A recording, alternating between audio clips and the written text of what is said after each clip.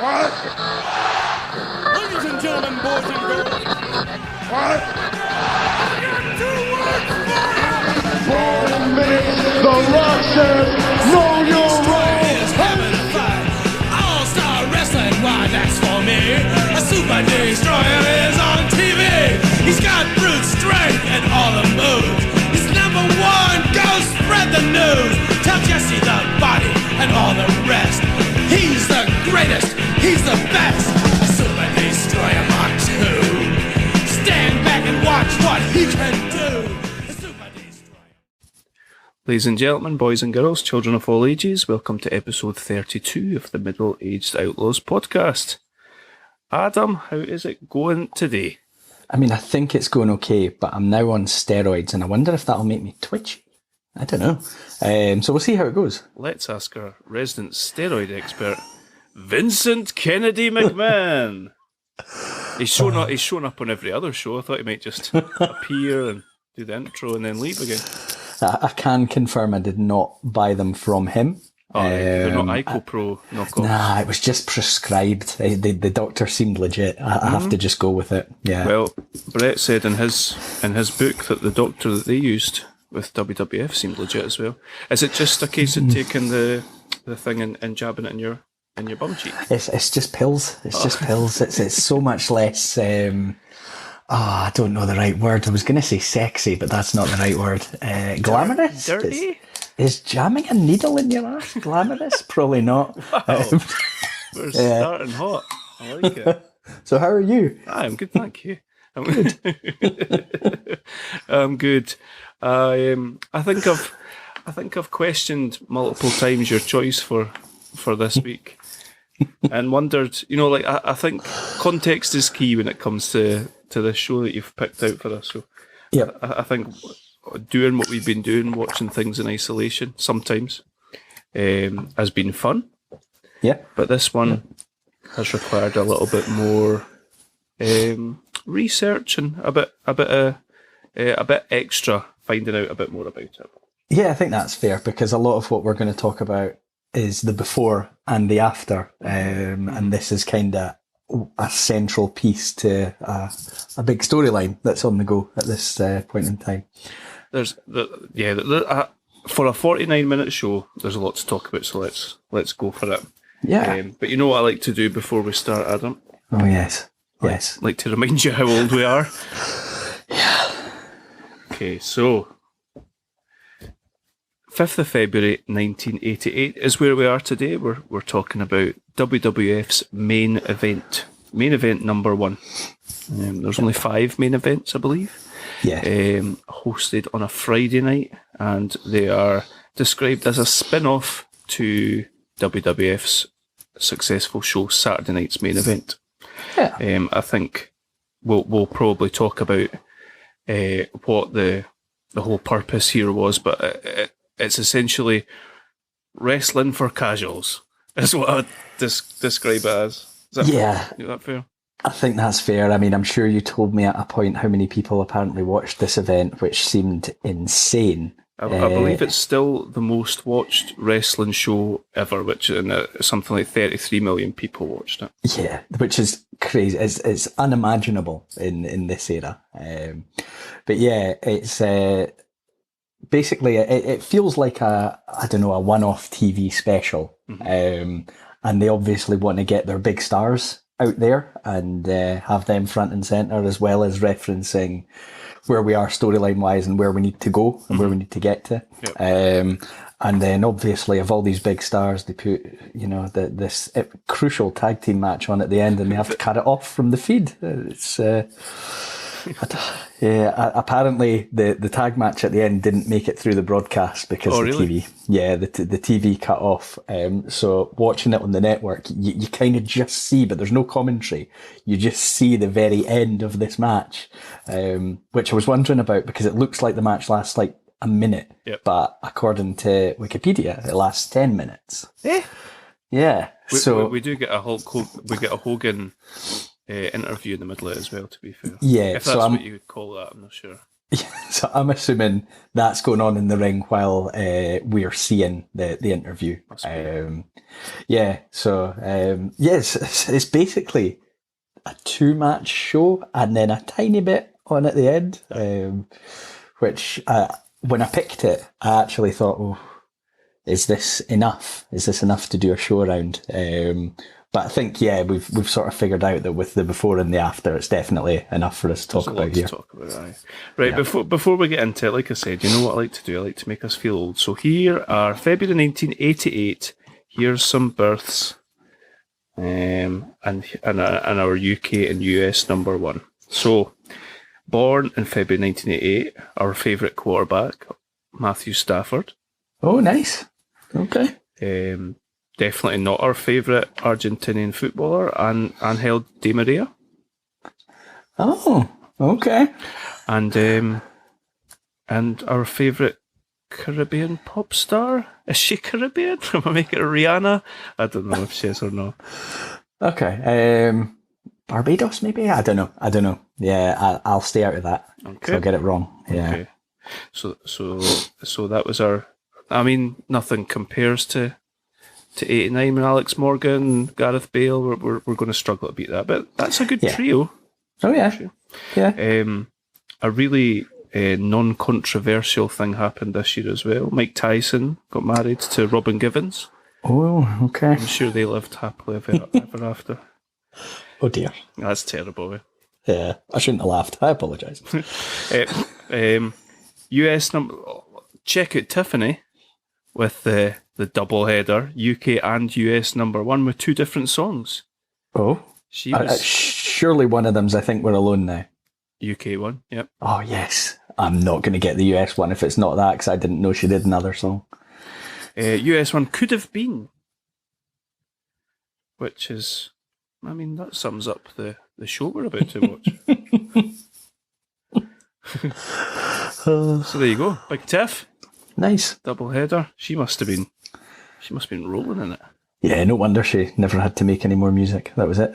She also said, didn't we do somebody last time? And they sounded like they would have been an EastEnders character. Tiffany also sounds like Tiffany. Sounds like she would also be.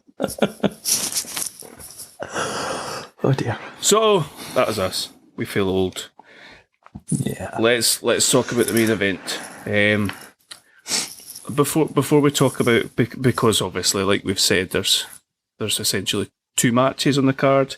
Yeah. Let's talk about Vince McMahon and trying to appeal to more than wrestling fans. It's like defined his would you call him? Would you say it's his career? Defined his career as the owner of WWF. Yeah, I think so, because he has always tried to get out of that bubble. We make movies, XFL, I don't know. Everything seems to be about, like, we're not wrestling. Mm-hmm. Don't call it wrestling. It's funny, because I get the impression watching some old stuff and old interviews that he's always thought that, but I don't know, there was definitely a point where it became clear, because I'm sure there was a story, and I think it was maybe on the Monday Night Wars series, where when Ted Turner bought Jim Crockett Promotions and created WCW, and they'd previously worked together and it hadn't gone brilliantly, he phoned Vince McMahon and said, I'm getting in the wrestling business. And apparently Vince McMahon said to him, oh well, we're in 2 different businesses. I'm in the entertainment business. So he's clearly always had that mindset. So it's so bizarre. I mean, they called her, what do you call it? Flag tent. What would you? They called it WrestleMania. And then the wrestling was secondary for some reason. It's so bizarre. It always, to me, has always come across of being embarrassed of what you are. Yeah, and I think I can always understand somebody who's just determined to succeed in another field, but I don't know this for sure, but I get the impression pretty much everything they've done out with has been a money loser. And the money made from WWF, WWE has kept everything else propped up. Yeah, I think so. We spoke about WWF New York, I think. Yeah. It does seem that he's tried his hand at so many different things. Yeah. It's amazing. And this definitely seems, I described it as, like wrestling for casuals. They've probably stuck at least three of their most recognisable stars at least on this show. Yeah. And it's clearly designed to say like this is fun, come watch this sort of thing. Try and get as many eyes on it as possible. And I don't know, where do you think? I suppose I don't fully understand the impact of this show, and you might know a bit better than me. Yeah, I mean, I know certainly from a TV point of view, it's obviously huge, and what they're trying to do is drive the ratings for the regular shows, but also, apparently in these days, you used to make a hell of a lot of money from your house shows. And I think, in modern times, that's almost become secondary. You basically, people, I'm sure I've heard people who've worked in the industry say that your TV used to be an advert for your house shows.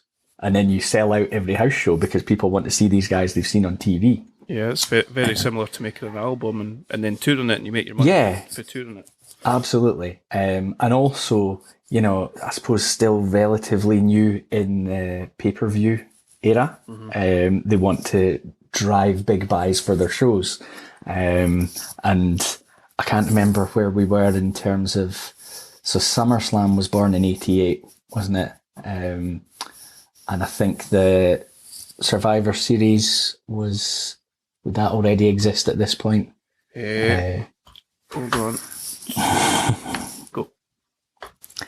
Yeah, so we're at a stage where we've got 3 pay-per-views in the calendar year with WrestleMania, SummerSlam, Survivor Series. And as we just very quickly, subtly researched, the Royal Rumble did exist, but it'd been a TV event, I believe, to go opposite a Jim Crockett or a WCW show that was basically at the same time. So they tried to stop people paying for that. Sneaky. But yeah, so they obviously want to use big TV events like this to drive people towards paying for the pay-per-views. And as I say, selling out the house shows, which is huge business for them at this time of year. So like you mentioned, getting certainly 3 of their biggest stars at the time on a TV show like this that has obviously gone on to attract incredible viewership. It should be a brilliant advert for the company. I think that the interesting thing is, I think I mentioned, there was only 5 of these shows. I assume they were done on a kind of wait and see type basis. I want to say that the next one after this was a year later. Okay. And I read that by the time the 5th one was shown, the viewership had dwindled. It was something like 6 million or something like that, which is ridiculous. Okay. That would be huge now. Exactly, absolutely huge. Exactly. But in a world where, there's only limited channels and that sort of thing, obviously, to go from 33 million to 6 million says something. I'm sure that the main event of that was like Hogan and Tugboat versus Dino Bravo and Earthquake. Okay. So, things have changed. I mean, we had Strikeforce versus the Hart Foundation as the main event now, so. But very difficult to say if it's dwindled because who knows why. Like maybe you've converted 33 million of those people, or sorry, I don't know, half of these people might have went and bought WrestleMania 4 as a pay-per-view. Yeah. And that's obviously why what you're describing as to why they did it. Mm-hmm. Yeah, absolutely. And if they got 33 million eyes on this, you have to assume it was great for business in every aspect. Yeah, and house shows, that show that was on the TV, let's go and see it. Mum and Dad, I want to go and see Hulk Hogan, I want to go and see Andre the Giant. Yeah. They're coming to the city or whatever, so. Yeah. I don't know where to go from from there, where would you like to go from? It's so I suppose the important thing it is difficult because it's an event in isolation, but it is part of ongoing storylines. So there was a couple of things I wanted to mention before we talk about the show. Okay, sure. One being, we've obviously had the WrestleMania III main event, which is 11 months ago at this point or something like that. And at that event, Hulk Hogan faced Andre the Giant for WWF Championship. They had been close friends. They had a storyline where, Andre was getting a bit sick of Hogan being the man, and some great segments I think it would have been a Piper's Pit, where Andre rips the shirt off Hogan, rips off his crucifix as well while he's doing it. And Andre has aligned himself at that point with Bobby Heenan. So Andre the Giant, before any of this, was really a big babyface. He was kind of used as, even at that point, as a special attraction. Obviously huge physically, and well known everywhere. So he wasn't, the guy that was on TV every week. He was very much a special attraction. And they've decided he should be the ultimate monster heel that Hogan would face. So in that match, Hogan goes for the body slam. I don't know what Andre's weight would have been, but probably 500 pounds-ish, or wee bit lower maybe. And they do an angle where Hogan he can't lift him. Andre drops on Hogan. The ref counts 2. Hogan gets a shoulder up, and he actually, to be fair, quite clearly gets a shoulder up. But there's been this storyline going that it should have been a 3, and Andre had it 1. So he was in a way screwed. So it's almost like now he has justifiable reason to demand rematches and things like that. And I think the indication is they've not actually had a one-on-one match since that point. That's certainly the way that Jesse Ventura plays this up when we get to the event. So yeah, just as a general storyline sense of what's been going on there. And Andre has now aligned himself with Ted DiBiase. So, I mean, you say he's aligned himself with Ted DiBiase, but what they say is that Ted DiBiase has bought him. Yeah. Which is a really uncomfortable phrase to use. So I think the way they were telling it at the time was that he'd bought his contract from Bobby Heenan. So basically Ted DiBiase was now Andre's manager, which is a bit weird because of how we're going to see things pan out. But he'll be at his side and helping him every step of the way. But the whole intention of this pairing is that Ted DiBiase wants the world championship. Ted DiBiase doesn't believe he can beat Hulk Hogan in a match, so he needs somebody else to get that championship and then hand it over. So that's basically the plan. Who better than Andre to do that for him? Yeah, and you can look as a fan, and I don't know what the situation would have been with kayfabe at this time. It was probably plenty of people believing what they were seeing was real. But what do you mean? You would nothing. It's okay. But you would, I think, as a fan, look and legitimately think, well, how could you beat that guy? He's massive. He's ridiculous. Oh, I could tell you. Just run and punch him loads.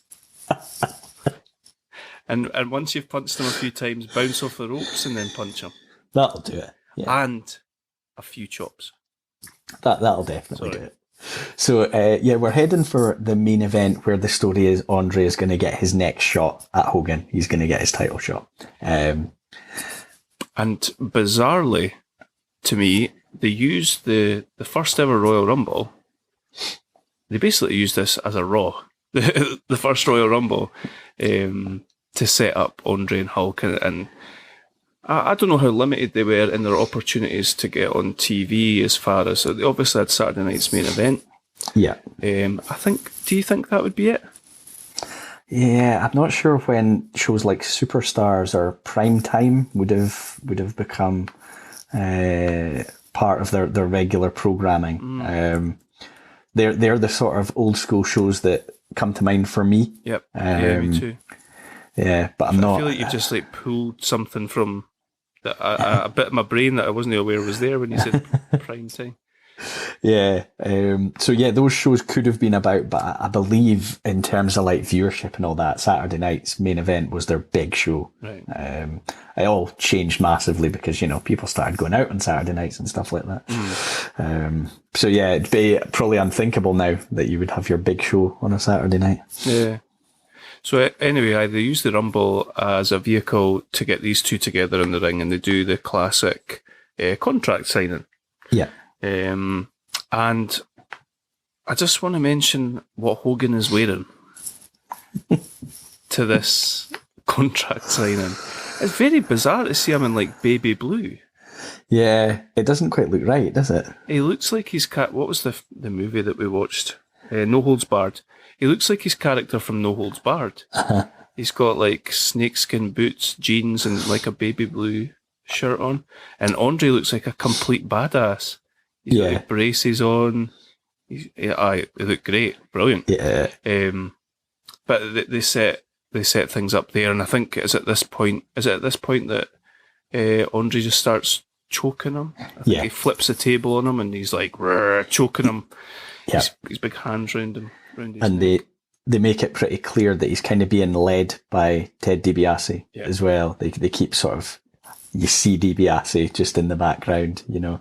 He's got his laughs and all that. Because I think it's actually DiBiase Hogan lunges at, and Andre kind of catches him. Nice. And then pushes him over with the table. And then, that's that. Hogan's getting a beat down. And we've got Virgil there as well as DiBiase's bodyguard as well. Yeah. And I think that's the sort of main part of build up towards this. Yeah. And that we hear, I think it comes a little bit later on in the show where we hear stories about like Andre, or you see a video of Andre attacking Hogan from behind when Hogan's like mid-match and things like that. And it's all just part of the build. But there's obviously, whatever TV they did have at this point, there's these little bits and pieces happening now and then just to keep the story going. And in a really, I'm not saying I'd love everything to go back to the old ways, but you could build things so slowly, which I liked. It was just pretty cool. And probably really like easy to keep on, as a viewer, to keep on top of what's going on. Yeah. I think the only other sort of notable thing in the build, or certainly in the storyline that's going into these shows, is I didn't watch Royal Rumble, so I'm not sure what his role would have been at this, but Randy Savage has been undergoing a little bit of a transformation. So he is going to be one of the other featured performers on this show.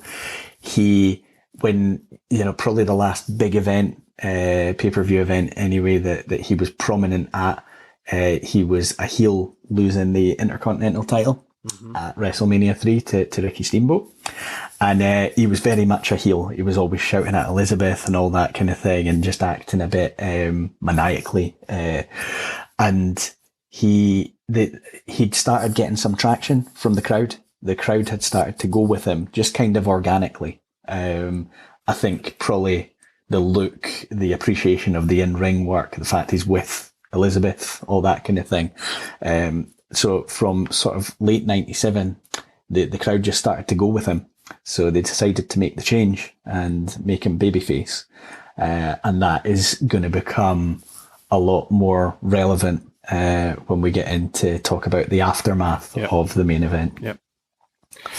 Something that I was going to mention was, obviously, as you touched on there, we've got Honky Tonk Man, Intercontinental Champion,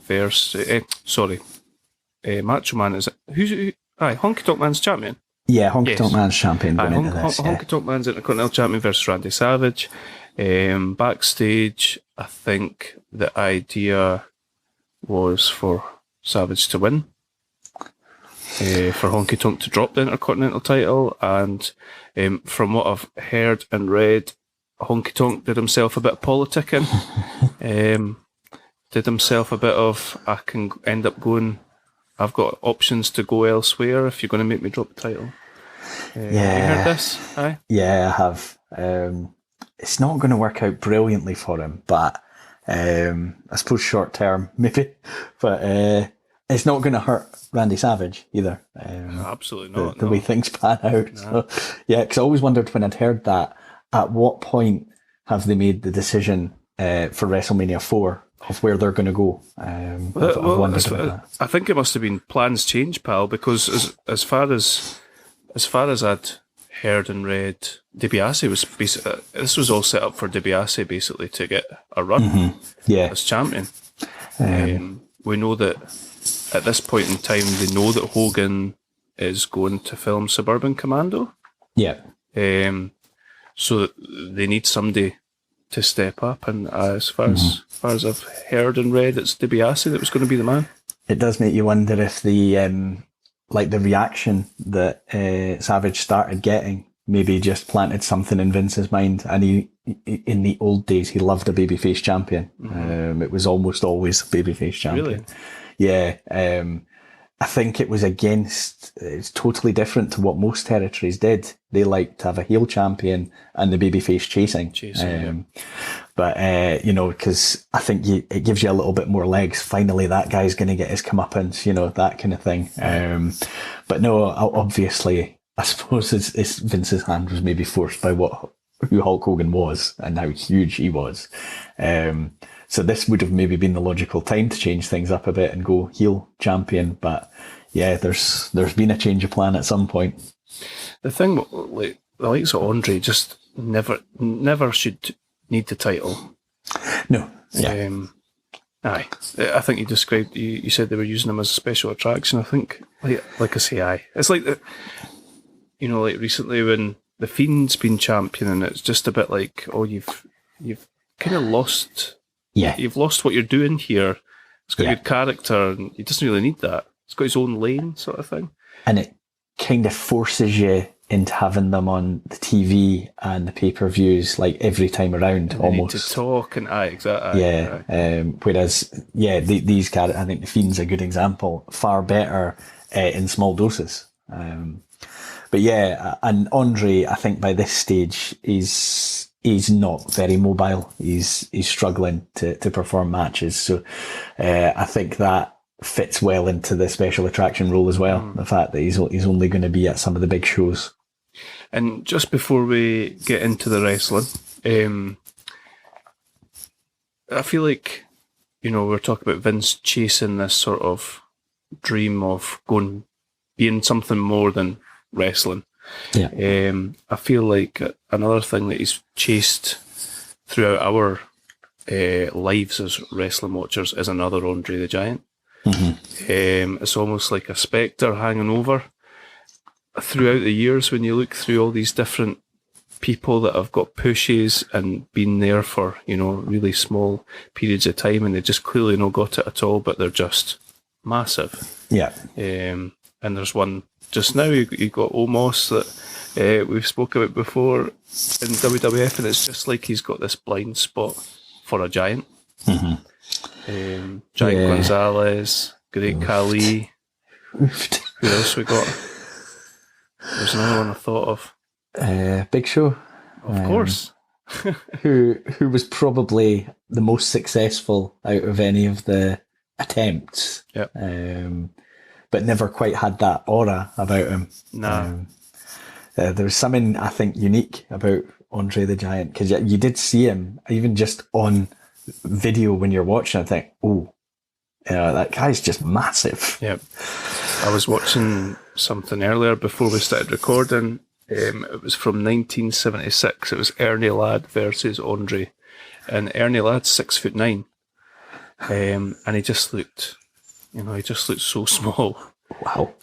And I was thinking, imagine seeing Andre imagine being in the crowd in the territories for the first time and seeing Andre and never having seen anybody like that before. Yeah. And not having the benefit of like seeing stuff like that on the TV. Imagine what that must be like. It'd be amazing because, and if you're in that crowd, if you're at the event and you actually see him walk past or something like that, you'd just be staring up like, what? Yeah, that'd be amazing. That's the whole attraction thing, isn't it? It must be amazing. Yeah. Okay. So, should we jump in? to that. Let's go. To the action, in inverted commas. We're in Indianapolis, Indiana. I was surprised we weren't in Madison Square Garden. Yeah, so was I. When I put it on, I expected it to be Madison Square Garden. I saw something pop up and I thought, did that say Madison Square Garden? It was like, no, Market Square Arena. Mm-hmm. Yeah. And we have Vince and a strangely dressed Jesse the Body Ventura on commentary. And I suppose to mention, this is so strange. This is nothing like anything else that we've watched before, is it? Yeah. And I think I knew that going in, but I don't know if I expected it to be quite as different to anything we've seen before. Yeah. Even now, even with the benefit of having had Raw and SmackDown for how many years? Yeah. It's odd. So right off the bat, we're straight in to promos from Macho Man and the Honky Tonk Man. Then we're into more promos, Andre and DiBiase, and Andre looking terrifying. Yeah. Terrifying. Yeah. We've got Hulk Hogan. We've not even been introduced yet. It literally comes on and we've got how many? 1, 2, 3, 4 promos. 4 promos, yeah. Hogan straight in there talking about going through hard times. A lot of Hulkamaniac references. Mm-hmm. It felt like a sort of classic vintage Hogan promo. It did. Yeah. And then we get our titles. So we get these sort of wonderfully 80s TV titles, like a game show or like a sitcom with the like showing us the characters that are going to be on the show with like little things saying their names next to them. Yep. And then we're welcome to the show, and the crowd are mental. Yeah, they're very, very hyped. I noticed that. I've noticed it in a lot of shows we've watched recently, just how into things the crowd are. And I don't know if it's just the fact we watched quite a lot of more modern stuff and maybe they're just not quite like that anymore. Maybe too busy looking at their phones. Millennials, eh?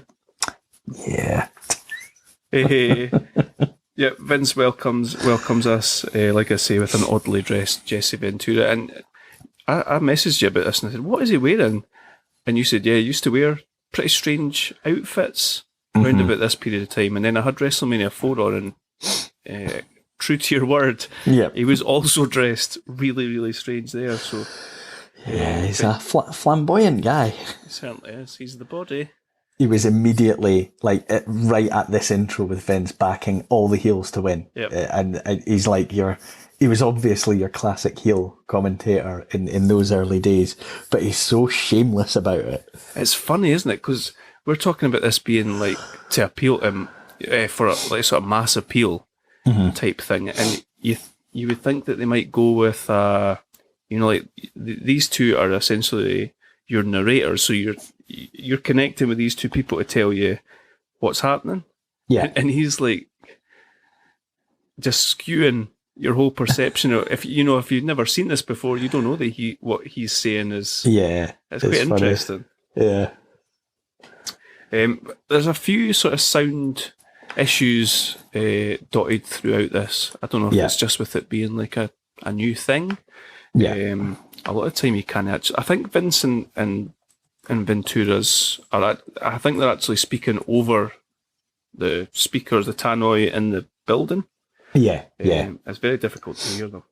Yeah, I'm always intrigued by that because I don't think, well, certainly later on that wasn't the norm to be like coming across over the tannoy. And I always thought you would probably miss out on a lot if you're in the crowd.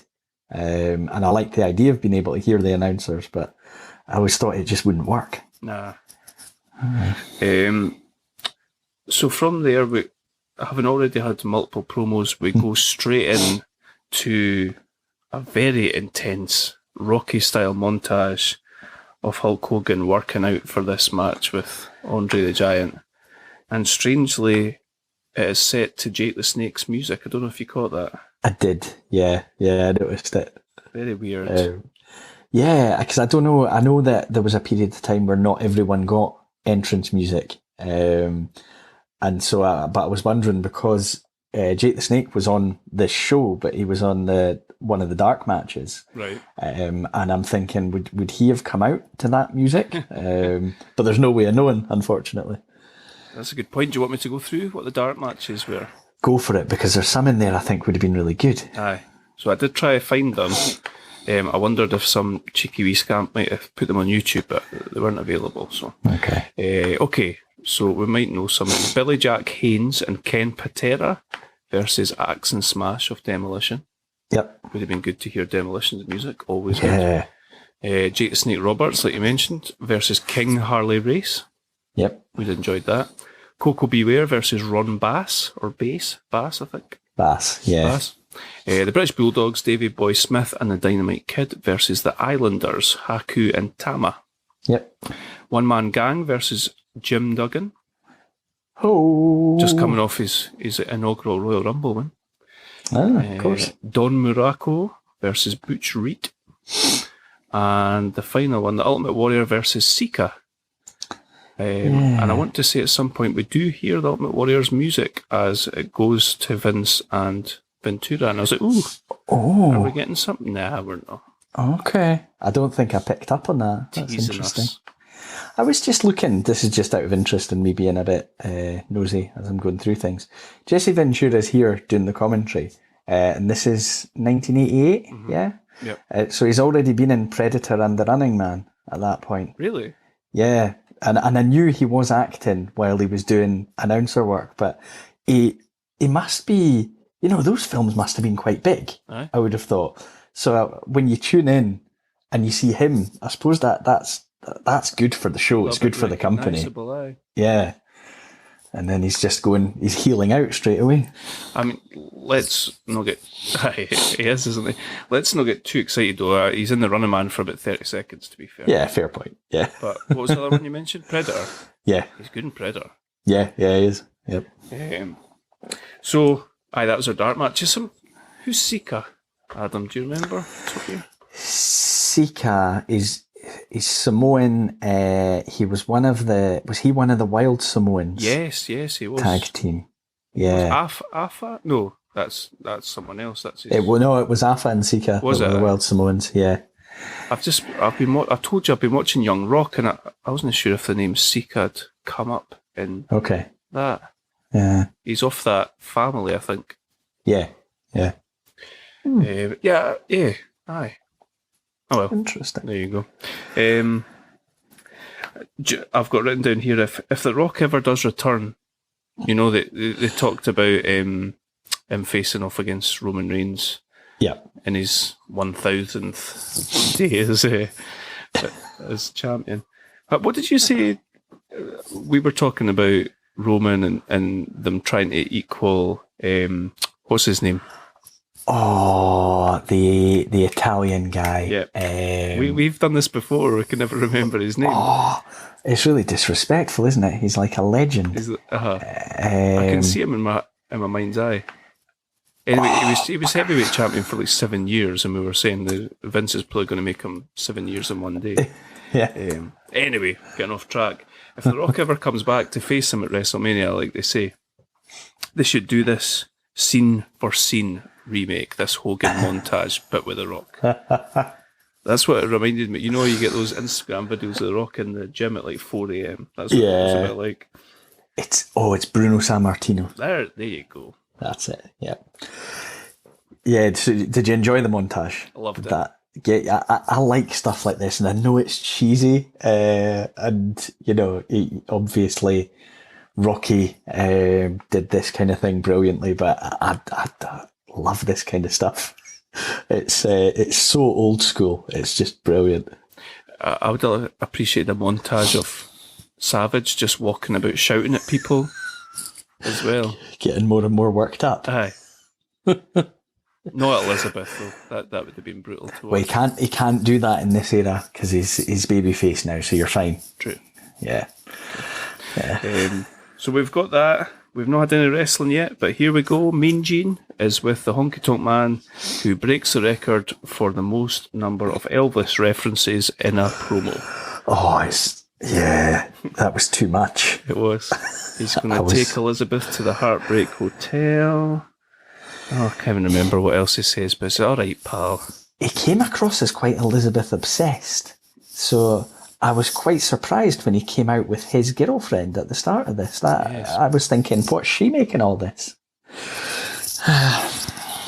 Anyway, I was going to reveal something to you about his girlfriend. I'll wait till the match. Okay, that's fine.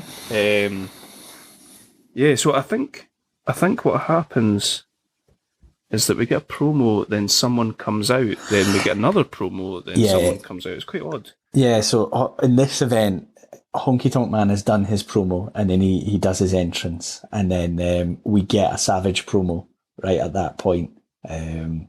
So yeah, Honky's on his way to the ring or in the ring when it cuts to the Savage promo.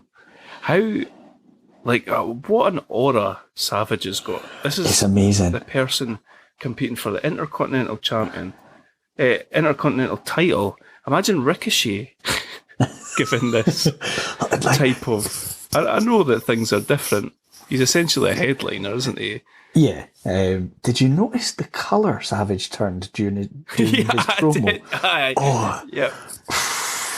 This sort of purple red. I was worried about him just watching him do this. It's amazing how into it he is. Mm-hmm. It's just brilliant.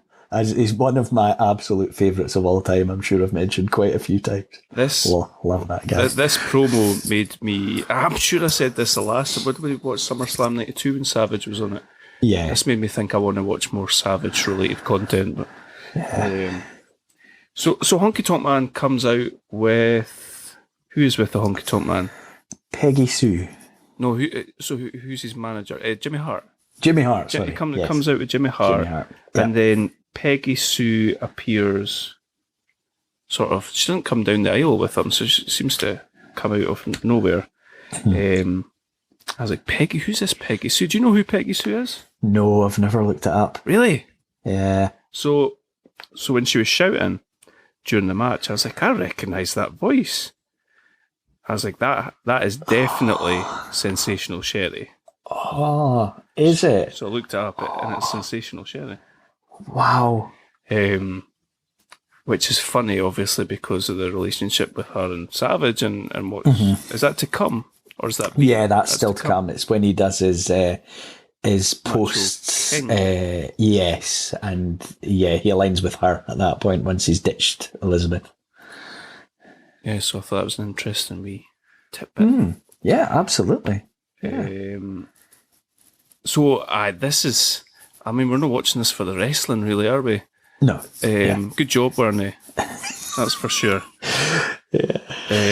But Savage he just looks like a full-on superstar.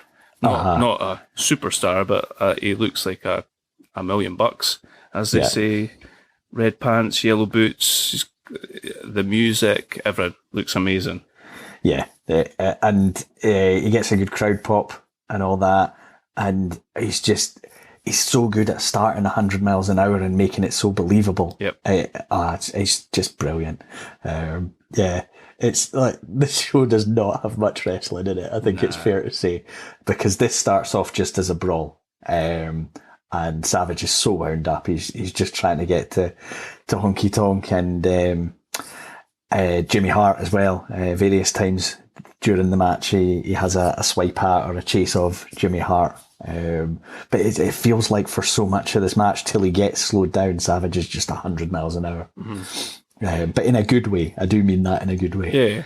And a lot of time it's him trying to get to Honky Tonk whilst he's gyrating towards Elizabeth, and there's people, like you say, Jimmy Hart's in his way or whatever.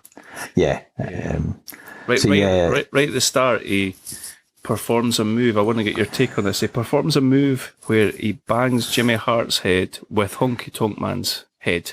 Yeah. What would Gorilla Monsoon call that? Double noggin knocker? Correct. What did Vince describe it as? Oh, I can't remember. A brain buster! Oh, okay. Okay. It's not a brain buster, Vince. Yep, I missed that. I mean, he was never. There's ways in which I like Vince's commentary because he gets so invested in everything and he's so hyped up when he's doing it all. But he's not your best, like, I don't know, move by move storyteller of a match. He's not Mike Tenay, is what you're saying. Well, who is? Correct. So true. I don't really know what to say about this match. It's essentially Honky Tonk Man doing a few moves, the heel manager, Jimmy Hart, trying to get his megaphone in so that Honky Tonk can use it. Yeah. Yeah, so, it's basically what you touched on earlier. Honky Tonk's on the run for a lot of this and then trying to wind things up. Jimmy Hart must get involved about 5 different occasions in the match, one way or another. We've got Jimmy Hart attacking Savage on the outside and things like that. Savage, there's a spot where Savage rallies, takes down Honky, sends him to the outside, climbs up to the top turnbuckle because he's going to do his double axe handle onto Honky on the floor. But Honky, I'm trying to remember who he pulls someone in front of him, just so that Savage can't do the move. Possibly Peggy Sue, I think. I think it is, yeah. And, babyface Savage isn't going to do that. He would have in the old days, absolutely, but not now. So it's just a whole lot of outside interference on the go. It's never really got the opportunity to be a match. And even when, like, Savage, I think there's a spot where he locks in a sleeper and looks to be in control. But Peggy Sue's going after Liz on the outside, so Savage has to run out and break that kind of thing up. And at that point, Honky Tonk tries to hit Savage coming off the apron to the floor, but Savage counters, sends Honky into the ring post. Honky Tonk ends up getting counted out. So you get, in terms of the actual match, Savage has won by count out, but the title can't change hands on a count out, so Honky Tonk will retain. And then we've got a wee bit of action after the bell here as well. Yep. And I always think, this is maybe, I can picture Vince being like, well, we can't just have matches, even though we've only got 2 that are going to properly air. Can't just be, wrestling in the ring. There has to be more to it than that. So, we've got, Honky Tonk Man, he's got his guitar. He's got his trusty guitar. He's, where would Jeff Jarrett have ever been without Honky Tonk Man? And he's stalking Savage, in the ring. Savage is backing off. I think they talk about Honky Tonk having hit loads of people over the head with his guitar. But all the while this posturing's going on, Jimmy Hart sneaks up behind Savage, hits him with a megaphone. So Savage is down and defenseless, basically. And then, Miss Elizabeth comes in the ring, basically goes in front of Savage. She was going to take the guitar. She was, yeah. Take the guitar for her man, yeah. That's what the kids call a ride or die, Adam. Okay. So you're thinking, Honky's not going to do that. Even Honky Tonk wouldn't do that. But he does start to motion that he's about to swing. But Savage is up quickly, blocks the guitar shot, kicks Honky in, I think it was the guts, takes the guitar off him and basically chases him with the guitar. And we get the sort of stuff that used to be a bit reversed when Savage was the heel, in that these days, he like holds the ropes open for Miss Elizabeth, whereas in the heel days, he used to make her do it for him. So just little things like that. Obviously, they've long since made the decision he is going to get a good run as a babyface. And I think the crowd are pretty well into it. He's very, very over. And he also does the spot where he raises Elizabeth onto his shoulder, which again is going to happen a few weeks down the line, WrestleMania 4 as well. And Vince says that's his prize. Miss Elizabeth is Randy Savage's prize. So lucky her, she gets to sit on his shoulder. That is essentially it. You're right. Like, the fans are as bland and as sort of non-eventful as this is. The fans are mad for it. Yeah. Absolutely mental for that. Yeah. So that is one of our two. It's not a good match. It's entertaining, I suppose. I hate the honky tonk man. Yeah, and you're clearly supposed to, so that's working. No, no.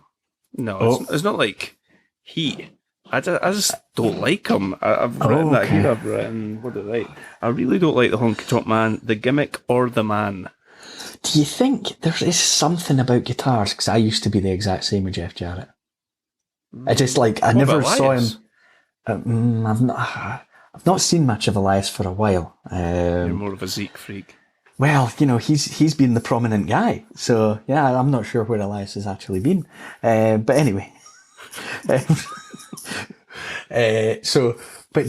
Jarrett, he was especially in when they were trying to make him a thing, and I'm like, this guy's not. He should be first match on the card at best. But it wasn't the type of heat they were looking for. I was just I don't want to see this guy. It wasn't even I want to see him get beat up. I just don't want him on the show. That's how I feel about Honky Tonk Man. Although I did like his figure. I don't mean I like the way he presented himself. I mean his action figure. I used to playing with. I used to playing with his action figure. Yeah, okay. I'm sure I had his action figure as well. I wish I'd never given any away. Same. What were we thinking? I have no idea. If I ever come across a time machine, that's where I'm going back to. The time that I gifted that huge tub of figures to that little boy across the street. Yep. Maybe he's still got them. Yeah. This is... Do you know, do his family still live in the same house? Find out next time. This could be a Netflix series. It ends up with us both in jail. I'm just thinking the disaster would be, legal action obviously would be a problem, but say we just rocked up and we're like, you can't be interested in these anymore, you're not a kid anymore. He may have passed them on, which is the worry, or imagine he just threw them away. That's the point at which there might be some legal trouble. If he had a kid and he'd given them to his kid, I'd have no qualms about just going and taking them. That'd be amazing. If it doesn't have a kid, we could just offer him a tiny amount of like a $5 and just be like, there you go, we'll take them back. You got them free. You've made a $5. There you go. Nice. But I suppose the only risk is if he is one of our 5 listeners, he might hold out for that $5. He might be like, I'm gonna get my money. I would have given them away, but now that I've heard this, I'm gonna get my money. True. We could give him some middle-aged Outlaws merch. Yeah, that's a fair exchange. Some equipment. Oh God, where did that come from? I have no idea. I haven't heard that since whenever I last watched The League, which would be a very long time ago. That went weird. Back to the show. Yes. Vince and Jesse give us a bit of a Mania 3 recap, which you've expertly done earlier. I've written here that they're basically trying to manufacture a storyline. Yeah. I don't remember the Mania 3 thing being a thing at the time. I don't know if it was. Yeah, I don't think... I don't know why I'm saying I don't remember, because I'd been 5. I don't think it was necessarily a spot that they thought, we can go back to this. I think it probably just happened organically in that Jesse Ventura, who I'm sure would have been commentating at the time, just saw what was a near fall and decided in his mind, that was a pin. That should have been a 3 count. And then they've maybe heard that and thought, okay, we need to go with this story a bit longer. So why? Okay, we can use this. So they talk about that, and they're serving us up the whole background, and we'll get to why they're doing this. I think it's really well done. Yeah. But we'll get to why they're doing this. So back to Mean Gene. He's got DiBiase, Virgil, and Andre. DiBiase can rip a promo with his eyes shut. Yeah, I like DiBiase. All these money-related puns are absolutely brilliant. Yeah. Andre is talking about squeezing and squeezing and squeezing the life out of Hulk Hogan. I'm not going to try and do an Andre impression. I really want to, but I'm not going to do it. This is a good promo from both of them. And I think if you've only just like tuned in or something, you're not a fan, you've just switched on to watch this, I think there is enough there to draw you in. And he is, I think it's the first time it's maybe mentioned directly on the show is where Andre, Mean Gene says something like Andre has millions of reasons to become champion. And it's again just pointing at the fact that his intention is to just basically sell the title. The deal's been done. He's going to sell the title to DiBiase. Yeah. And then we jump to Hogan with Mean Gene with Hulk Hogan. He is wearing different clothes and a different belt to what he would be wearing when he comes out in about a minute. Oh, that's a good eye. I don't think I noticed that. He's wearing like the old belt, and I want to say he's wearing a bandana. Okay. His music hits and he comes out with the winged eagle. Okay. And a headband. Oh. So they've obviously went for a cheeky wee pre-tape. It's a very erratic promo for Hogan. Yeah. I thought his earlier one was better. It was the classic Hogan. But I don't ever remember watching a show where the main event pairing got basically two promos on the one show, if you know what I mean. Yeah. It was strange. It was really strange. Yeah, I suppose they're probably thinking, let's try and introduce this. We need to introduce the story to new people. Yeah. We need to introduce the characters to new people. Yeah. I wonder if, these days people essentially hate watch wrestling. Yeah. I wonder if you had people at that time doing the same and being like, oh man, why are they showing these guys? They're so much better people. Get Strikeforce versus Bret Hart Foundation on. Amazing. Probably. It's really funny you say that about hate watching, because I do think that's probably what a big part of the audience are doing. I imagine if you looked at the online comments on social media when there's a show going on, that the like 99.99% of the people that are being hugely critical and saying I will never watch again are tuning in the very next show. I mean, I'd decided a wee while ago it just wasn't for me right now, so I just stopped watching. Because I don't have the energy to be going on Twitter or something and saying, this is terrible, this is the worst show I've ever seen. I get the feeling it's probably not great, so I'm not going to bother. I just find it all very strange. It is. It's a weird thing, is it? I suppose it's people invested in something that they used to really, really love. And maybe as well, what can be done. Yeah, I think that's the big, maybe look at it and think, well, why would they not do this instead? Because this would work, that kind of thing. Which I suppose is very easy from sitting in the chair watching it.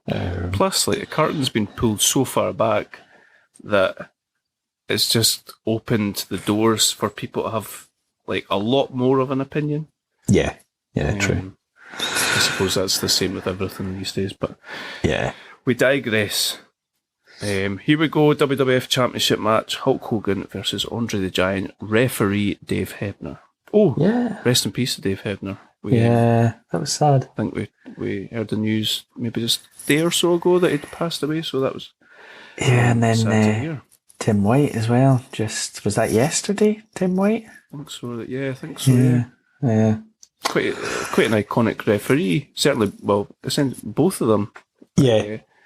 In their own ways. When I was watching that Andre thing earlier, I had a lot of Tim White. They must have been really good friends, Andre and Tim White. Yeah, I think he travelled with them and he basically worked as a little bit of a, I don't know, assistant type person for him. He would sort things out and do things for him and make sure he had what he needed and all that kind of thing. I remember watching it and thinking it sounded like it was a pretty close bond.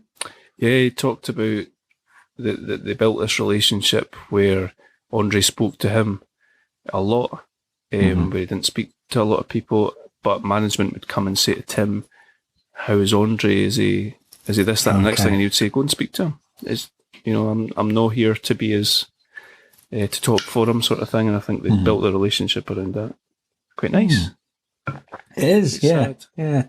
Yeah, it is. So, Vince, within the first 30 seconds of them sort of setting up this match, Vince mentions Dave Hebner's refereeing this about 100 times. Yep, he does. He oversells that quite a bit. And so does Ventura as well. Again, they're setting the scene probably for newer viewers. Yeah, I think there's comments like, oh, they wanted to make sure they got Dave Hebner for this match, and Jack Tunney wanted to make sure it was Dave Hebner and all that kind of thing. It does go a wee bit overkill. Yeah.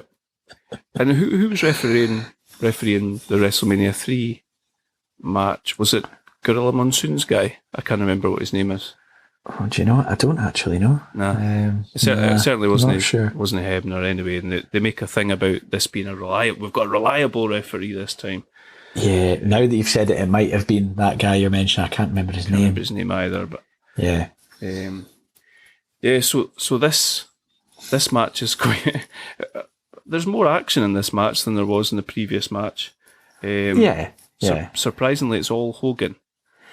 He starts off fast. He's trying to chop the tree down, and basically, he does start off fast, and he's doing a lot of punching, a lot of just basically trying to take Andre down. Do you know what I love about this is that Andre doesn't oversell at all. Sometimes you get these giants and they're swinging their arms and they're going down to one knee and all that. He doesn't really do that. He just sort of takes it as if somebody actually would do, somebody that size would if they were getting punched over and over again. He's really good. And especially for a guy that probably didn't do an awful lot of selling through his career. I thought that was impressive too. The only issue, because he's not getting in much offense, but in fact hardly any in the early stages. He doesn't look mobile, and I think we already know. In fact, I'm sure it was after Mania 4 and maybe like the rest of that calendar year, they've basically put him in a tag team. He's not really going to be having singles matches from that point onwards. Who was in it? Was it in a tag team with Haku? He was, yeah. I think maybe at Mania 5 they might have been in the tag title match. Right, okay. Yeah. I've got visions of him trying to walk around the ring at a match when he was part of the Heenan family at a Mania, and him just looking so immobile. Yeah. He could barely get along the side of the ring. It's quite sad because he wasn't that old, you know. Obviously had his illness and all the issues that would have caused, but I think it took away his mobility really young. When I was watching that thing in '76, he was really mobile, like, to the point that it's quite difficult to get your head around how big he was. The way that he was moving. Yeah. So, like we say, we've got Hogan try to chop down the tree. He brings DiBiase and Virgil in to the ring as they're jumping up, trying to distract and all that, and he knocks them down, no problem. And then he does something that I've never seen Hogan do before. Yeah. He goes to the top rope. Yep. Never seen it. No, I don't think I had either. And according to my notes, Andre throws him like an empty tracksuit across the ring for the top rope. Yep. That was a blunder. Yep. And basically, Andre's form of offense is just to choke him. Like he's true to his word. He said he was going to choke the life out of him. Yeah, he gets in some. He's doing a lot of the choking, then some chops. I think there's headbutts as well, but it's very limited what he can do. And given the situation, I think having these like choke holds and these basically rest holds are the way to help him get through a match. Yep. When I was watching it, I'm thinking, you sort of know in advance that whatever Andre's period of dominance in the match will be, it's going to be pretty slow paced. Yeah.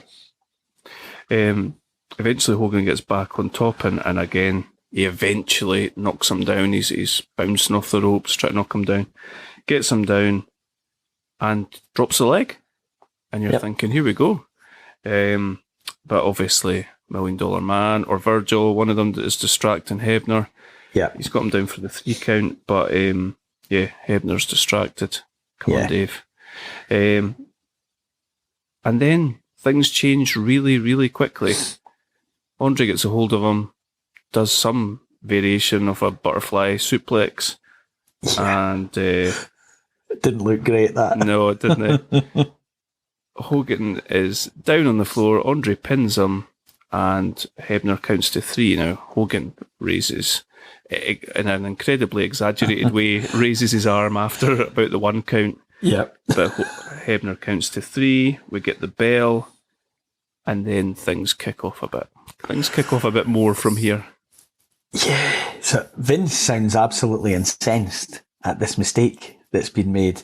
Whereas I noticed Jesse Ventura very quickly is on he counted the pin. It's over. Referee's decision's final. It's done. And Hogan is not happy.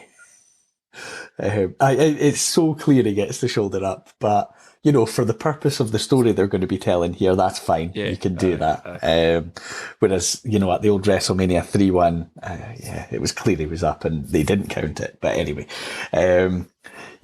so Dave Hebner, I'll still call him that for now, grabs the title belt and presents it to Andre. Hogan is still absolutely furious. Yeah, he goes through, what's it they say, there's like 7 emotions or something like that. He goes through a lot of them. Yeah. Seven stages of grief, is that it? There you go. Yep. Yeah. We very quickly get Andre surrendering the title to Ted DiBiase. And then there's kind of all this commotion going on in the ring, which I couldn't decide how I felt about it, because there's things going on, and then you kind of notice in the background that there's something happening with the referees. Yep. But they don't spotlight it immediately. That's quite well done. Yeah, and from this being authentic point of view, I thought that worked. The only thing that would have worried me a wee bit about are the audience, and you will have probably quite a big casual audience here. Are they getting the impact of what's happening? Mm-hmm. But when I'm watching it, I thought it really worked. So I've got a little bit of talk about what happened, and then I'll give you a wee bit of context that we never had that that we get further down the line. So I go. Okay, so there's a second referee has appeared in the ring, and then as I think the camera goes a bit closer, you can see that these referees who are arguing look very similar. I'm not going to say identical, but they're similar. And Vince is immediately questioning which one of these guys is Dave Hebner. They get into a little sort of scuffle. Mm-hmm. And then, I don't know how, but Vince decides that tells you who's Dave Hebner. I never quite worked out how that told him exactly which one it was, but anyway. And then, I think, this is certainly in my notes, but jump in if I've skipped something. The next thing is Hogan's got both refs by the collar, and he's shouting at both of them. He doesn't know which one's which. Mm-hmm. The kick must happen here because one Hebner hits the floor, and then the other Hebner goes to give him a kick and falls over while he's doing that. And Hogan is immediately, doing money signs like DiBiase does, indicating that somebody's been paid off here to do this. And then Hogan press slams what we have to assume is the bad guy ref. If they're going to be identical, that's troublesome, but they're not. They're similar, but they're not identical. Hogan throws this ref a ridiculous distance, kind of onto Andre, DiBiase and Virgil, but he overthrew them. 100%.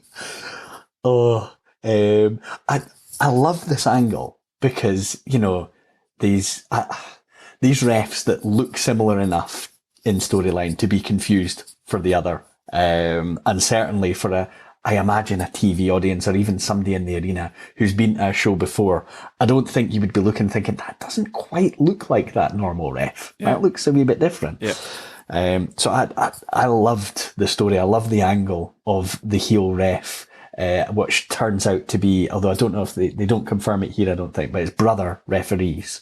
And you find out that down the line that Earl Hebner, who has been refereeing but in other organisations, was brought in by WWF. I think the intention had been originally to move Dave Hebner to a behind-the-scenes role and have Earl Hebner just kind of seamlessly take over.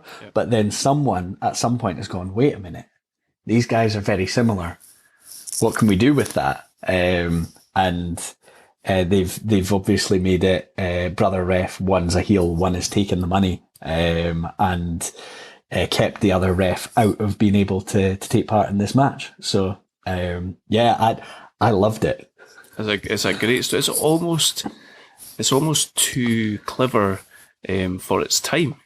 Yeah, I think it's really good. It's really, really good.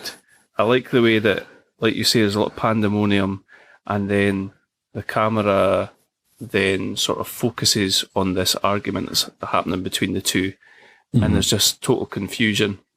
And like you say, Vince is like trying to explain it for us, but I don't think anything needs to be said apart from confusion on their part as well. Yeah. A few things. So it's Earl that kicks Dave. Right. And he kicked him so hard in the ribs that Dave had to be taken off the road. Oh, some brotherly love there. Classic Earl. I believe they'd practiced the throw, and Hogan was supposed to stand and just throw him down onto, I think it's DiBiase and Andre, like you said. Hogan obviously, there's so many versions of this story with Hogan that he just decides to change what's happening. But anyway, he picks him up and runs from one side of the ring to the other. Yeah, he did. That's how he ends up a way over DiBiase. And then the other thing about this is there's never a payoff as such as to why. I don't think there's ever a payoff as to why there was two of them. Yeah. Why there was this bad, evil Hebner. But in WWF magazine, they go into this whole story behind the two of them. They do this big, long fictional article about Dave and Earl growing up, and Earl always being the bad Hebner. Him doing weird stuff like pretending to be Dave and meeting Dave's girlfriend. This is so bizarre. Oh, that's amazing. Meeting his girlfriend, driving her into the rough area of town, dropping her off and driving her home again because he was jealous that Dave had a girlfriend and he never. It's a shame that kind of story couldn't have played out on TV. That would have been great. Other things where he would pretend to be Dave, and that, you know, like they're characterising him as this sort of dark, evil character that lived in his brother's shadow and did stuff to sort of mess things up for this perfect student that Dave was. Oh, that would have been great. It would have given layers to the story. Yep. It's a shame they didn't try to spotlight that on TV in some way, because that would have been good. That's like very sports entertainment. I think if that was now, that's exactly what they would be doing. Oh yeah. Ironic that there's. I'm just thinking about this now, that this is a 49-minute show with two matches, and Raw these days is 3 hours, and there's probably about two matches. On it. Yeah, I think this was a lot easier to get through than I imagine getting through a Raw would be now. Yeah, did you know this happened? Were you aware of it beforehand? No. Oh, okay. No, I wasn't at all. Nah. I don't remember any of this at all. I've heard a few veteran wrestlers and people from behind the scenes say that this is one of their favourite angles ever. How the cool twin, is that? the twin ref, because I don't think, certainly on a stage like this, I don't think anything like that had been done. Mm-hmm. And you've got Hogan saying something afterwards about how much did they pay for the plastic surgery or something like that. And at that point, I'm thinking, where are you going now? Don't go there. I mean, they're just brothers. It's fine. So yeah, but just in terms of the brother storyline, I loved it, and the switch and the heel doing the count and all that. I just thought it was a really good story. It's cool, definitely. And just to sort of finish off this pay-per-view, and you can talk about a little bit about WrestleMania 4 if you want. Yep. We've briefly mentioned we had a tag team match, Strike Force, Tito Santana and Rick Martel, who were the champions against the Hart Foundation. We don't really see that match. The match starts and then they jump to Mean Gene, and this is where Hogan's completely, I mean, beside himself. Doesn't he describe it? He screams the word identical like I've never heard it before. He's nearly crying. I would say he's shouting Hulkamaniacs. Bizarrely. Yeah. He's a victim of a conspiracy theory for sure. Yep. I think we go back to Vince and Ventura. Yep. And that's basically our program. We see Bret Hart getting rolled up. I think it's Hart. Might be named Hart. It's the exact same finish as a SummerSlam '92 Bulldog Bret Hart right. finish. Yeah. I don't know if there was ever the intention to have this match on the show, or whether It's just a wee extra. Yeah, because if you look at it, I think Hogan and Andre would have been your big finish. Yeah, you'd have thought so, eh? Mm-hmm. But it's apparently, unlike any previous releases, it didn't have the roll-up pin win for Strikeforce, but they've added it back in for the network. Cool. So yeah, I can give a little bit of info about WrestleMania IV because I had a watch of it, but I only watched the title tournament matches and everything around that, so I didn't watch the full show. So I tried to watch it. This must, if there's ever lists of the best to worst WrestleManias, this must be down the bottom. It's not good. Yeah, I mean, I suppose so much of it is about the story of the tournament and some of the performers, and even some of the tournament matches are just filler to get you where you're trying to get to. Storyline, aye. But I did remember watching this as a kid and loving it, but being really annoyed by some of the outcome of the matches. Really, that's brilliant. I now see the logic in it, but I'll go through as I'm going through it which annoyed me and why, because that might just give some entertainment. Okay, I like that. I just want to mention before you do how good it felt to hear Gorilla Monsoon commentate. Yeah, he's brilliant. He was always my favourite, and I think him and Heenan was my favourite. It just worked so well, but he's very good with Ventura as well. Yes, yes. So yeah, a little bit of story after what we've seen, and now we're a month or two down the line. WWF President Jack Tunney has vacated the title due to it not having been won in a sanctioned match. So it's nothing to do with the shenanigans of the ref. Ref's decision is final, but the fact Andre handed it over to Ted DiBiase means that the title's been held up. So I believe Andre's title win is actually recognised, but Ted DiBiase being handed it, he has never been champion. Interesting. They decided that they would hold a 14-man tournament to crown the new champion. It sounds a little bit lopsided, but as the two previous proper title holders, Hulk Hogan and Andre the Giant, will get a bye from the first round. They will go straight into the second round, but they will face each other. Yes, I did watch that. Okay.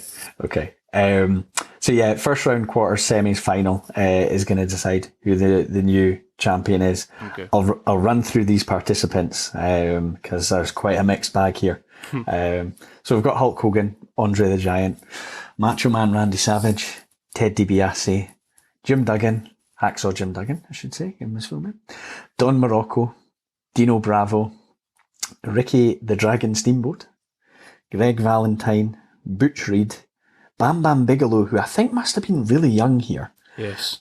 He's also got a manager called Oliver Humperdinck, which I quite like. The one-man gang, who I think became Akeem? Yep. Is that the same guy? Yeah. That's it. Jake the Snake Roberts and Ravishing Rick Rude. So it's quite a strong list of names. So the tournament rules. See, before you go, I got a really nonsensical thing to tell you about One Man Gang. Do you remember at WrestleMania 17 they have the gimmick Battle Royal? Yeah. I can't remember if he appears as One Man Gang or Hakeem, but whichever one it is he appears as, he was supposed to be the other one, but he couldn't fit in the outfit anymore, so he had to appear as the other one. Wow. There you go. Yeah, they make it very clear the rules of this tournament. Only winners will advance. They drive that home pretty clearly. You have to win to be able to advance. That's going to become relevant as we go. It's apparently the WWF's top 14 stars at this point in time. There will be time limits on these matches. Again, that will become relevant as we go. So first round, 15 minutes. Then on to 20. 30 minutes for the semi-finals and no time limit for the final. There will be a champion crowned. So, first match, and I don't have an issue with this one. We've got Ted DiBiase against Hacksaw Jim Duggan. Ted DiBiase goes over. I think he has to. You know, he's a really central part of this story that's on the go. Yep. And I think even me as a kid understood that watching this. I like that. So, yeah, it's a lot of these matches are quite non-events, to be honest. But DiBiase gets the win with an assist from Andre the Giant, who is ringside in DiBiase's corner. Hacksaw Jim Duggan's going for his tackle or something like that, that they call it. Andre grabs his... Maybe? Yeah, that might be right, yeah. Andre grabs his leg. Duggan turns around to go for Andre. Andre punches Duggan, and he's pretty much out cold. DiBiase drags Duggan off the ropes and does this falling punch move, then a pin win. I'm fine with that. I'm fine with DiBiase going over. You need your heels here. We've got Don Morocco against Dino Bravo. This a bit of a non-event for me, but I remember, I don't know why, but as a kid, I quite liked Dino Bravo. Nice. And he was just like this, usually a heel, massive looking guy. And I thought he could be a really good heel. I thought, you could believably see him in against the top guys. But for some reason, somebody's made the decision that Don Morocco's going over here. We've got a story on the go where Dino Bravo is the world's strongest man. But he isn't really. So at the Royal Rumble, I think he beats a record by bench pressing something at the Royal Rumble 1988. Yeah, but apparently Jesse Ventura helped him lift it. Oh, dastardly. So Gorilla Monsoon is basically pissing all over this record, saying it's not relevant, It's not a thing, it doesn't count, it's not recognised by anyone. You helped him lift the bar. And Jesse Ventura is going with this response of, I put one pinky worth of pressure on that. He lifted it himself. I put nothing on it. It shouldn't affect it. He's the world's strongest man. So I think they're both, to some extent, so Dino Bravo's full heel. Don Morocco, I think, is kind of a babyface, but he's just not one anyone cares that much about. But he's got superstar Billy Graham with him. I thought it was Perry Saturn. Basically what ends up happening in this match is we've got Don Morocco coming off the ropes, going for some sort of flying, I don't know, clothesline or something like that, but Dino Bravo grabs the ref and pulls him in front, so the ref takes the full brunt of it. Dino Bravo then hits his side suplex, but when he's covered Don Morocco, the ref, instead of counting the pin, taps Dino Bravo on the shoulder and then tells the ring announcer that he has disqualified Dino Bravo. So, there's a disqualification win there for Don Morocco, who will advance and he will face Ted DiBiase in the next round. Greg Valentine against Ricky Steamboat. I remember watching this as a kid, and I hadn't even been a WCW guy, but I will never, I suppose maybe because he's a heel, I will never fully understand why Greg Valentine beats Ricky Steamboat in the first round of this tournament. Oh my God, does he? Yeah. Hold on, now, did Ricky Steamboat come out with a Komodo dragon in a leather jacket? No, Ricky Steamboat came out presenting his child. So he's holding his child, a very young baby, up to the crowd. And then I think it's his wife is just a little bit behind him, and then she takes the child as he's getting ready to go in the ring. Like a Lion King type thing. Kinda, yeah. Yeah. Wow. I immediately, like, watching this, was thinking, depending on whether I watched WrestleManias in order, I've maybe seen Ricky Steamboat at Mania 3 here, and maybe that's why I like him. But he's over, and he's a guy, and he's losing to Greg Valentine in the first round of this tournament. Maybe this is why he went to WCW. Well, when I looked this up, I did find out that he had apparently asked Vince for some time off. So After this? yeah. Right. So I think asking for time off means you're losing your first match. Okay. But there is also the other element, which I can kind of appreciate, but you could have done one match of babyface versus babyface. The winner of this will go on to face the winner of Randy Savage against Butch Reed. Oh, come on. That writes itself. It does. However, I get the feeling they wanted Savage facing nothing but heels all the way. So anyway, Greg Valentine wins, and it's a clean win, but like almost clean. So Steamboat comes off the turnbuckle with a crossbody. Valentine rolls through. He does have a little handful of tights, but he gets the 3 count for the win. There's all these jokes made by the announcers about Greg Valentine about like, this match has got a 15-minute time limit. It normally takes him about an hour to warm up and stuff like that. That they were saying once he gets going, he can win this. He can do 4 matches in a night. All that kind of thing. It was weird. Did Valentine have the blonde hair or black hair at this point? Blonde hair. I think was it Rhythm and Blues when he had the black hair? Yes. Yeah. Was that later on? I think so. Yeah. We've now got the Savage v Butch Reed match. Randy Savage is over. He gets a big crowd reaction. I've wrote in my notes, spoiler alert, from memory, Miss Elizabeth has 4 different dresses with her tonight. Ooh. And we will see them all. They come out. What about Slick? Not so many outfits for Slick. Nah. But he will be relevant to this match, Slick. Or is it this one? Yeah, it is this one. We've got Randy Savage is pretty much playing the slightly undersized compared to Butch Reed guy, and there's a little bit of nonsense going on from the outside, basically distracting Savage.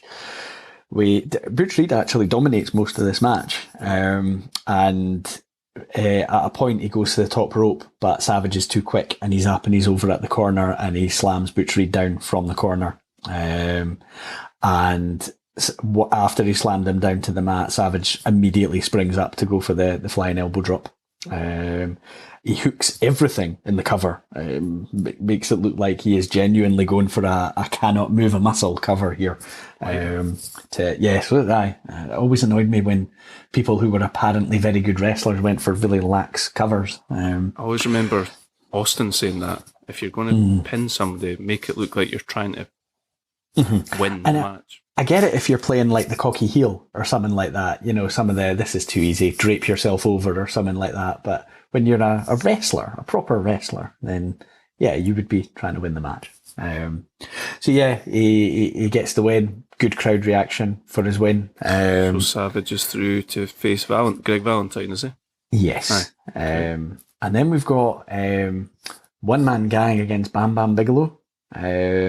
This, even as a kid, was another one that annoyed me, because I wanted Bam Bam Bigelow to be going over here. I took one look at that guy and thought that's my guy. Flames, head tattoo, massive, totally. He looks angry. Yeah, he was awesome. I was a huge fan. So the announcers do question early on whether a guy as big as either of these two can win 4 matches in one night. But Bam Bam's in full control. Oh no, this is where Slick gets involved. Yeah, this is Slick's big moment. So Bam Bam's in full control. And then he goes to come off the ropes, and all of a sudden the top rope is lowered, and it's Slick with his cane. He pulls the rope down, and Bam Bam tumbles over the ropes, takes a hard fall, and that's him on the floor. And eventually Bam Bam gets himself back up and back in, does a cartwheel in the ring. What? It seemed a little bit out of place, but he does it. But the bell rings at that point. He's already been counted out. He can cartwheel all he likes, but it's over. It's one man gang's going through to the next round. Nice. And then the final first round match, And this one annoyed me a bit as well, but I suppose I can see the reason why they did it. Jake the Snake Roberts against Ravishing Rick Rude. I was a big fan of both these guys. I think especially with Rick Rude in the later years, like looking back, don't know that I appreciated him at the time, but now I can look back and think, hey, he's pretty awesome. And Jake the Snake was just, there was something about him. He had it. We've got Ravishing Rick Rude doing his posing and all of his heel stuff. But they always make a point, I always think this in his matches, of showing that he can wrestle. I mean, not every heel can't wrestle. He can out wrestle anyone. And he just looks good standing suplex, didn't he? Yeah, vertical suplex. Everything he does just looks really good. He's a very, very good wrestler. And Rude's actually in control for most of this match. And he's got, at a point, he's got Jake the Snake in a chin lock. And Jake basically does a sit down to drop Rude's chin onto Jake's head as a counter. And then Jake kind of goes into his repertoire of moves when he's heading towards going for a DDT. So it's like a backdrop, a short clothesline. And just as he's setting up, Rude manages to push Jake into the corner. And at that point, the announcers start talking about the time limit. And then we get a moment where both men have the same idea, both go for a big clothesline, and they're both down and on the mat. Rude actually gets in a position where he's gone for a pin on Jake, blatantly has 2 feet on the ropes, on the turnbuckle when he's doing it. But the ref hits the 1, then the 2, but then the bell rings before the 3. Nice. It's a time limit draw, very nicely timed by the guy with the ring bell. And then we've got, Jake gets his snake out. But what this does, and I do think this plays into the story, it's been very clear only winners will advance. Right. So they're both gone. They're both gone, which means the one-man gang will get a bye into the semi-finals. So he is straight into the semi-finals. Imagine that was Bam Bam. Would have been so much better. Oh, man. Anyway, before the semi-finals, we have to worry about the quarterfinals. Yep. First quarterfinal up, Andre and Hogan. So the winner of this will be facing Ted DiBiase or Don Morocco. That'd been interesting. What if Andre had enemy? Andre v. DiBiase. Morocco? Okay. We could have Finger Poke of Doom in 1988. We could have, yeah. I mean, everything suggests Andre would have just laid down. But yeah, Hogan, the reaction Hogan gets from the crowd is absolutely incredible. Yes. This time, in a total contrast to the last match we saw, we've got Andre with all the offence early on. I think they play to the story that Andre, even though he only has to win 3 matches in a night for him to win it, he cannot be in the ring for a long time. He will need to win these matches quick. So it made sense that he's going all out quickly. Hogan makes his comeback and we get Andre doing his arms tied in the ropes spot that he always liked doing. Yeah. We get DiBiase and Virgil taking some liberties anytime Hogan's near the ropes. They're just trying to get him. And Hogan, I think at a point, he's kind of like trapped is he in the corner or does Andre have him? I've not been very clear in my notes here, so apologies. But Hogan fights out and starts his hulking up. Virgil distracts the ref as DiBiase sneaks in and hits Hogan with a chair. There's no real impact. Then a bit as soft a chair shot as you'll ever see. Kind of taps him it. We've then got Hogan hitting Andre with the chair. The referee is not pleased with this. No. He's not happy. This felt out of character for Hogan to do this. Yeah. I remember talking about it on the WCW show we watched last time round when Ricky Steamboat did the same. He was suddenly very chair happy. But it at least felt like there'd been a big build to that. Whereas here, I don't know, it's quite a short match and it seems to have escalated pretty quickly. We've got Andre getting control of the chair, but then by this point the ref has disqualified both men. So I was looking at this thinking, I mean, Hogan of the participants, Hogan used the chair first, and the ref definitely saw Hogan use the chair first. Yeah, and he didn't do anything. No, he was just willing to let it go. So maybe Andre has been screwed a little bit here. However, we've got Hogan chasing DiBiase, who throws Virgil at Hogan just as a sacrifice. DiBiase can get away, and Virgil then takes a suplex on the ramp. That was not a suplex. I don't know what it was, but I think he tried to kill him. I think they became so close after. It was it was like a suplex, and then he got him up there and was like, fuck it. We've got, I suppose, what would they refer to as the Hogan must pose moment, where Hogan gets his way back into the ring and slams Andre. But it is underlined, again, both men are eliminated here. Now, the repercussions of this are that the winner of the Ted DiBiase against Don Morocco match is going straight to the final. So, I mean, there's a little bit of speculation from Ventura and Monsoon about the fact this may have been DiBiase's plan all along. Basically, it eliminates Hogan.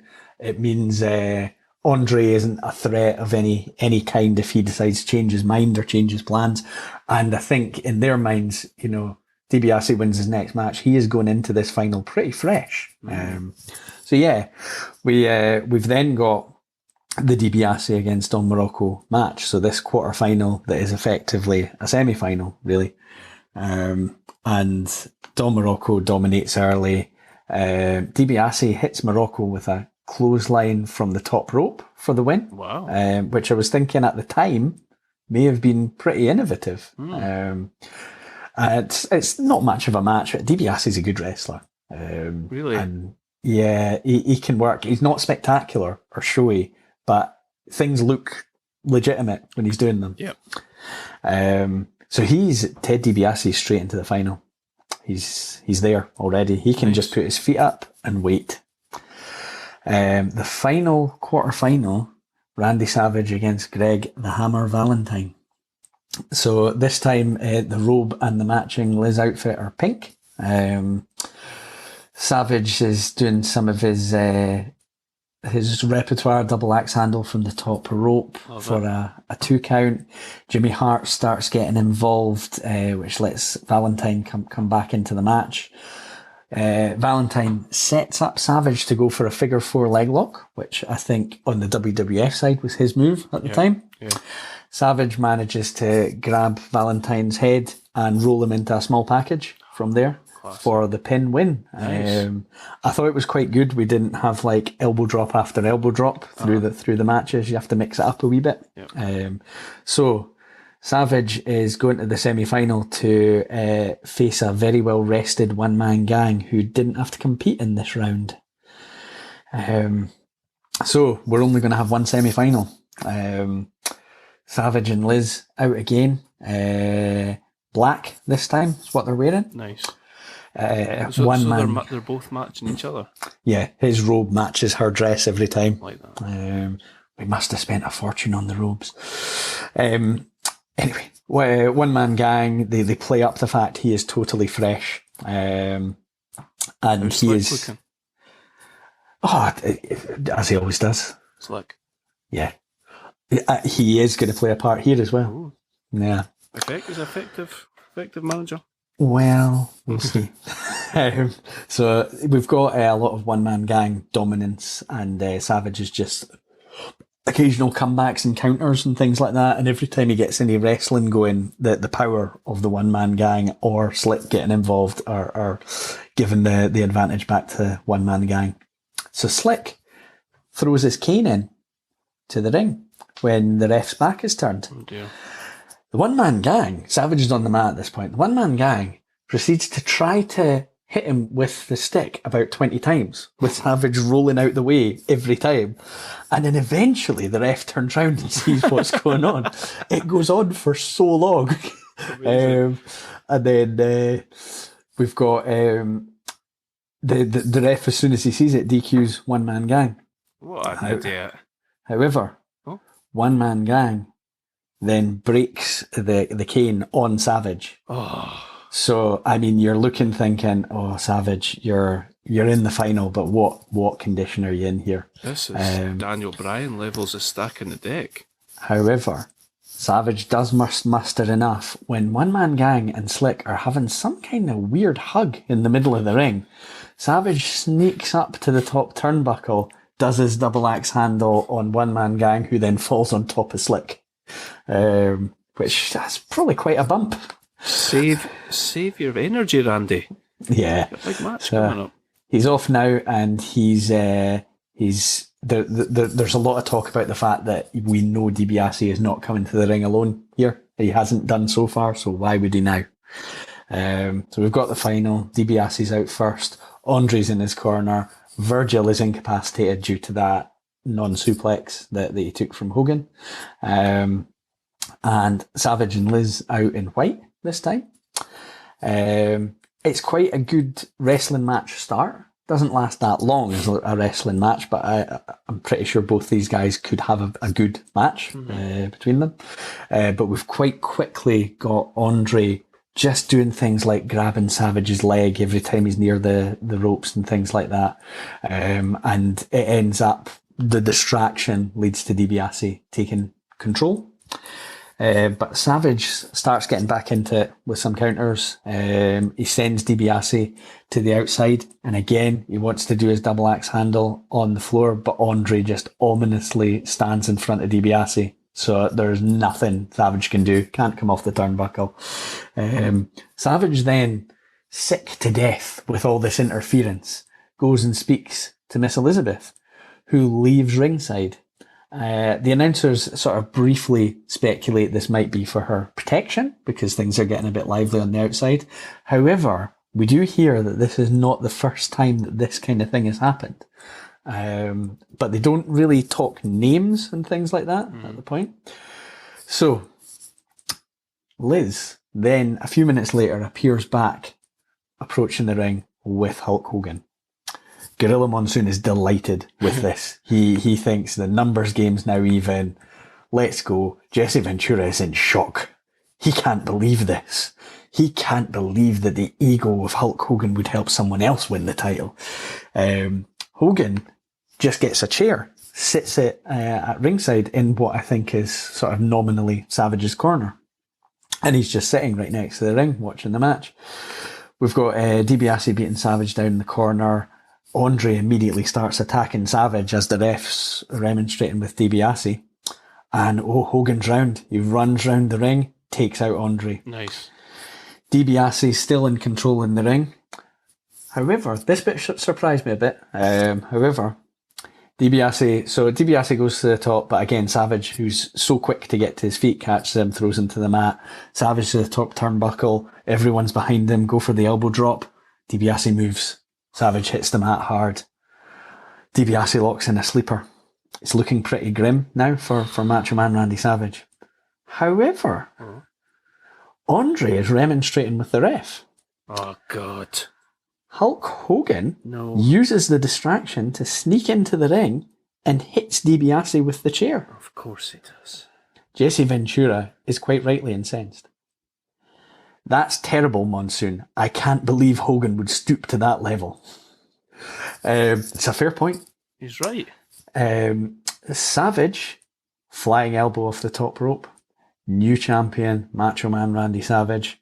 A tainted victory though, Monsoon, says Ventura. Come on, Gorilla. Savage and Elizabeth and Hogan all celebrating in the ring. I kept my eyes out just in case Hogan was getting a bit handsy, but that must be later on that story starts to build. It's all very, you're the man, Macho Man. There's nothing dubious going on at this stage. Savage hands the belt over to a tearful Miss Elizabeth and then lifts her onto his shoulders. And that's us. Lovely. It's a terrible WrestleMania, but it's quite a good story of the tournament and crowning the new big babyface champion. And obviously, I think we've talked before about where things go from there, which is excellent. All the way to WrestleMania 5, Yep. Well, thank you for that that summarisation I was meaning it to be a bit more brief, but No, it was good. I enjoyed it. Yeah, you had me hooked there, actually. I'm going to give you a very, very brief sort of rundown of some of the words that are on, was it cagematch.net talking about this WrestleMania. Okay. I'll just very quickly go through them. Surely this is the worst Mania ever. The crowd sucked. Terrible decision to run this tournament. I hate this show. Overall, from top to bottom, a terrible WrestleMania. WrestleMania 4 is notorious for one good reason. The issues with WrestleMania 4 have long been recorded. And then, a little shining light. 8.0, an underrated event. The tournament vibe is great. That sounds like Alec Baldwin's character in Friends. The thing is, I do remember enjoying it when I was a kid, and I thought it was really cool that they had a tournament. I think tournaments always sound cool on paper.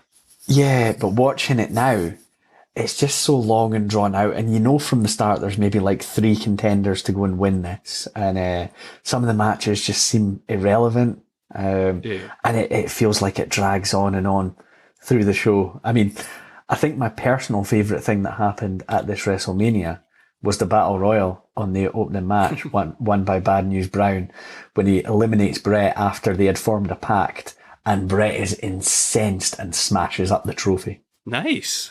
It's great. You should see how angry he is. Brett's a heel here, isn't he? Yeah, and he's healing it up. I like it. Cool. Yeah. I might have to go back and watch it. Oh, well, thank you for that. I enjoyed that. I can't believe we've managed to speak for this long, about a 49-minute show. I think this is actually longer than a lot of our other shows, which is weird. Yeah. Cool. Well, yeah, nice pick again. You're batting 100, as they say. Probably not quite as impressive in ring, but good stories, I think, on the go. Aye. Yeah. And a significant event. Yeah. For our next pay-per-view, I sort of jumped back and forward with what. It's difficult. So I don't know if you do this, but you think you might want to watch something, then you watch something like this, and you think, ooh, maybe we should watch more of that. WrestleMania 5 would be cool to watch right now. Mm-hmm. But anyway, that's not what I'm doing. I was getting a little bit excited about AEW and New Japan's Forbidden Door pay-per-view that was coming up, and thought about that. And then I saw that they booked Will Ospreay against Orange Cassidy and decided I didn't want to watch that at all. So I'm going a little bit outside the box here, Adam. I've already told you what I'm doing. I wanted to try and do a wee TNA pay-per-view just to keep things a little bit spicy. Ever watch any?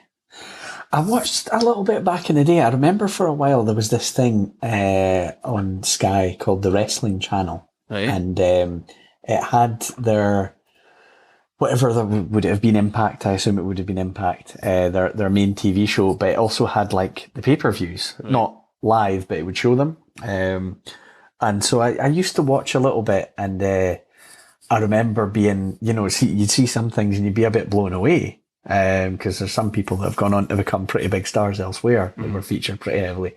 And then I think I switched off a little bit when they brought in, it just felt like too many ex-WWE guys. And they stopped spotlighting their guys. Yeah. WCW 2000. Yeah. So do you think you've watched this then? It's TNA Sacrifice from 2007. I don't think I have. Okay. When you mentioned it to me first time, I had a look at the card, and I don't think I've seen it. Okay, cool. That's good. I'll run through the card quickly, and we can see what we thought of it next time. So we've got a TNA X Division title match, 3-way match. Chris Sabin versus Jay Lethal versus Sonjay Dutt. Yep. Jeff Jarrett versus Robert Roode.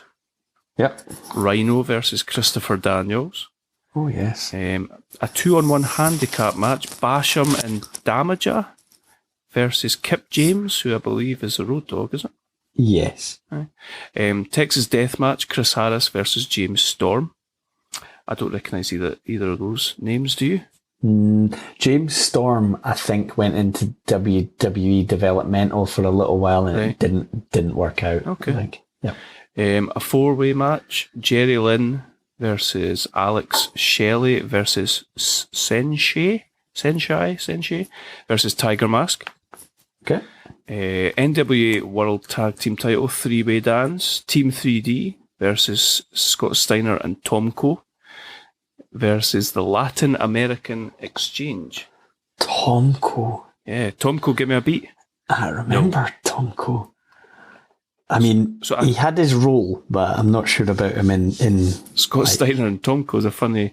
I think there was some stable called like the Christian Coalition or something like that. Ah, okay. And I wonder if that's at this point where that would fit with Tomko, and I'm sure Scott Steiner was in that group. So. Yeah, nice.